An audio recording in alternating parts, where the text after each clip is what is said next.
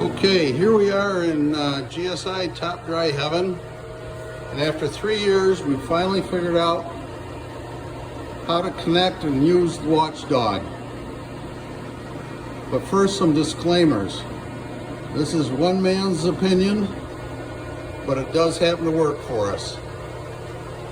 To start with, I just want to give you an overview. This is the control box. There's the Ethernet cable. Comes around, goes around into a router here. From there, it's connected to an Ethernet bridge, the white wire. The white box is an Ethernet, power over Ethernet module that supplies the power to the receiver on the bridge, which is up there on the wet end. And there's another transmitter, looks exactly the same, mounted on the end of what we call the old shop. Here's just some displays to show you, going to help you understand what I did. The back computer is hardwired into the router. The computer on the left is connected wirelessly to the router, and they're both running tight VNC. The iPad has the Wi-Fi turned off, and that is actually bringing down the control of the dryer via the cellular network. And just to show you that it works, you can see that all three screens changed. So I do have control of the dryer. And then I can exit that.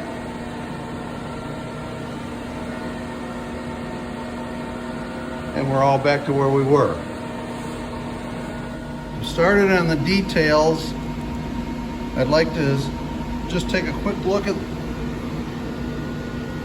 this. Is a page out of GSI's PNEG-4900 CE manual. And what I want to show is that item number 1 is an Ethernet switch. And here it is in the control panel. It's the box on the left with 2 blue wires and 2 black wires going to it. I had assumed this was where we were to plug in, but nobody could ever confirm it until I went and actually looked at one that was running.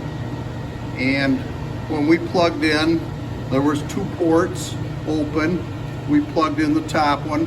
It doesn't make any difference where you go. So once you know where to plug the wire into the GSI port, the question comes, where do you go with the other end? And in our case, we put it into a router. It's just a cheap little ASUS router. Plugged it into one of the 4 ports. And the green wire is plugged into my computer that's hardwired to the router, and the white wire, as before, brings us the internet via the bridge. Again, here's the picture that finally confirms where it's supposed to go, and in my mind that should be the first page of this manual from GSI, which is PNEG 2181 TopDry PLC WatchDog. That should be the first thing, is how do you hook the stupid thing up? But anyway, we've got you there. The 2181 manual is pretty good, but the most important page is this one right here, figure 41 on whatever page we're on. Page 25. And the important part of this is this number right here. These are the numbers, the addresses, the IP addresses that are built into the GSI when you get it. This is the IP address of the GSI TopDry device. This is a subnet mask. They show it here as 255.255.255.0. Ours arrived at 255.255.0.0, but it works. The reason this number is so important is it has to match the router's address. The reason that is so important is the fact that the third octet here, which is a 1, must match your router. For brevity, I'm going to assume that we all know we're going to go to 192.168 point something point something. The 1 is the network that the dryer is on, and your router has to be on. The address of your router has to have that 1 in the third position. The 11 is not as important. Most plug-and-play routers come with a default IP address of 192.168.1.1 or 192.168.0.1. Our router came with a default setting IP address of 192.168.1.1, which is what we need to work with the dryer. Unfortunately, I was trying to connect through another router which had already claimed 192.168.1.1, and the ASUS would automatically kick it up to a different internet, a different network number. In this place it would put 2, and we could never connect to the dryer. Once I got this set to 1.1.1, we were getting someplace. If you go to your web browser and type in the address of your router, it should come up looking something like this. Here is the IP address for the local area network, the LAN IP, which is what we're looking for, and it is set at 192.168.1.1. You will notice that the WAN, wide area network IP, is 192.168.0.27. That is where our internet is coming from, and we'll talk about that again in a bit. But we can look at all the computers on this network, and we can see that there's 2 that aren't named with static IP addresses. Leveno 1, which is the computer you're looking at right now, is 192.168.1.34. That number was assigned by the router. The Toshiba 4 is a 192.168.1.70. That's the one in the back that's hardwired. The next one down that starts with 5E is my iPhone. In the bottom, the PVP 39697 is the Allen Bradley dryer controller. And you can see that it pulled it up as the number that was in the book, 192.168.1.252. So this shows that we are connected through this router correctly. At that point, we can go down here and click Tight VNC Viewer, which you can download for free off the internet, and you can see that we can actually control the dryer. Click there, they all change. We go out of there, we're all good. Just minimize that and it continues to run in the background. However, at that point is where we ran into another problem. We were not able to pick up with our phones across the internet, the dryer. We did go over here to the WAN and we tried to figure out, the manual glibly says, oh, you just enter the proper WAN address and it'll take you there. We could never get that to work. We did go to virtual server here and we did some port forwarding. I don't know if you need this with a tight VNC or not, but I'm not going to change it because it's working.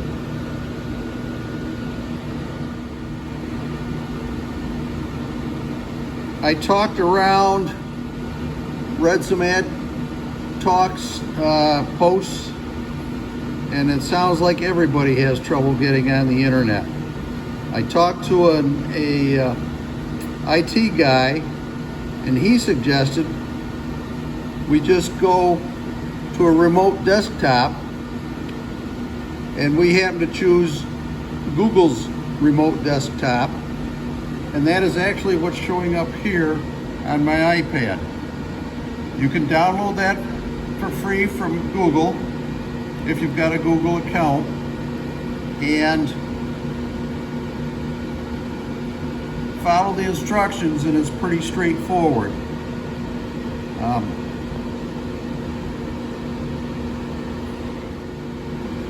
That allows us to skip all the port forwarding, all the security issues, and get us to where we can actually see this thing on a phone or an iPad out in the middle of nowhere.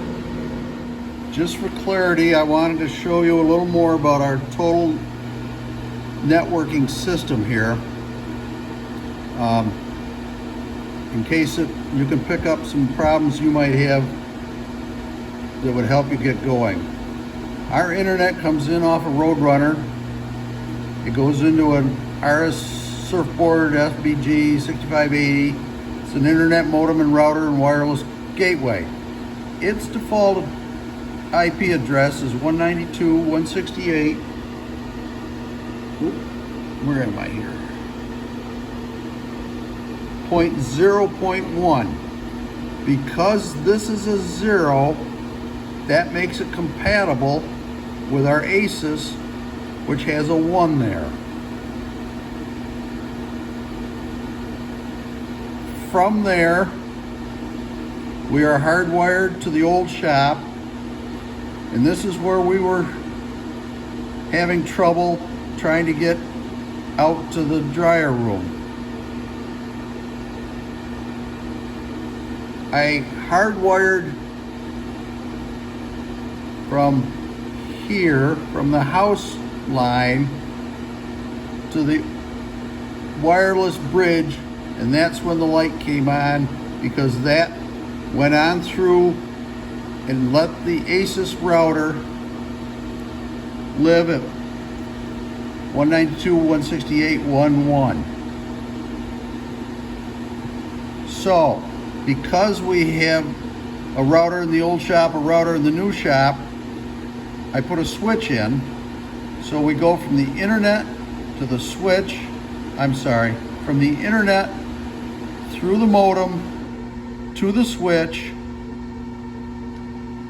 and then to the bridge sender to the dryer room. Make sure this is plugged in if you're going to do something like this before you plug these in, because if you do this one first, it will take it, it will claim, and there's a misprint there, it's 192.168.1.1. Because I had already plugged in the ASUS, it had claimed the 192.168.1.1. So this one knew enough to say there is an address conflict, and it went to 10.0.0.1, and everybody was happy. We have internet in both the old shop and the new shop now.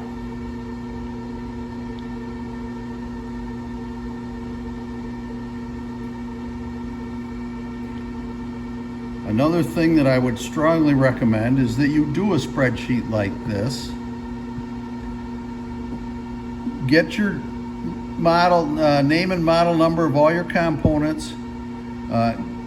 Record the default IP address, the default username, and the default password all across here, so that if you have to reset any of these devices, you can know what the IP address is. If you don't know, it's usually written on the bottom of the device, or you can Google it and find it on the internet. Then you should go through and go ahead and, this is the important part that I'm talking about, is you should give it a new username, a new device password, a new wireless name, and a new wireless password. And this happened to be fun on the Aris modem in the house, because they don't call it password, they call it pre-sent key. So while I'm looking for password, it's sitting there with something I don't know what it is. One last thing I want to bring up is the messaging that you can get on your phone. We were able to get that going relatively early in this process, but then we wondered, well, what messages do you get, or where do you set it? And what happens is,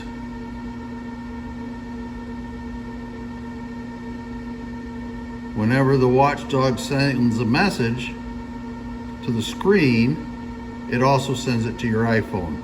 So it's the preset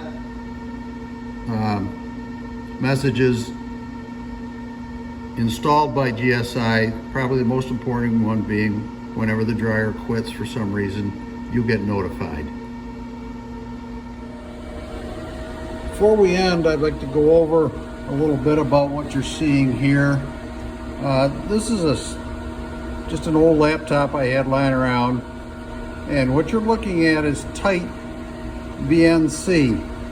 And this is mentioned in the last page of, or near the end of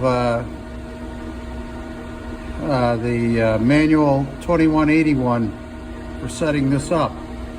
Now, this is just like any other Windows program. I have it in full screen there. I can cut it down to here. I can minimize it. And you can do anything you want with it. And you can do this remotely. But first, let's talk about the computer itself. I have it set on so it never turns off the display, and it never puts the computer to sleep. I'm not sure about the display, but I'm not going to play with it because it's working. The tight VNC, you can just go Google it, tight VNC viewer, download it, and follow through the instructions. It's pretty simple. I'd also like to take another shot at explaining these IP addresses, because I don't think I did a very good job before. This is what this computer is picking up from the Asus router today. These top two are internal to the GSI drying system. That's how it communicates within itself. This one is the computer we're looking at right now. This is my iPhone, and this is how we talk to the GSI controller. Again, this is the IP address we were given, 192.168.1.252. Now, in order to talk, what did I just do? In order to talk, this is a network number and this is a device number. So this is device 252, that one's 148, that one's 70, that's 15, and that's 10. But they're all on the same network. This is the network we set up. It's a local area network. In this case, I'd call it network 1. and it's analogous to the to your road, and this is would be your house number. So you're on Route 1 and you're house 15 or your house 17. I hope that helps explain maybe some of the problems you could be having. In order for this to work, all these road numbers have to be the same, and especially the router number, which, if you'll remember, is 192.168.1.1. So I think this is going to end this video. I'm trying to get it done between dumping trucks so I can get it up online and maybe help a few of you guys this fall. I know there's mistakes in it, and there's a place where I don't even know my left hand from my right hand. And I apologize for tipping the camera sideways, because that didn't come out very well. But maybe you can find some little nuggets in there that will help you get your dryer going for this season. So have a great harvest, and I hope things work out for you.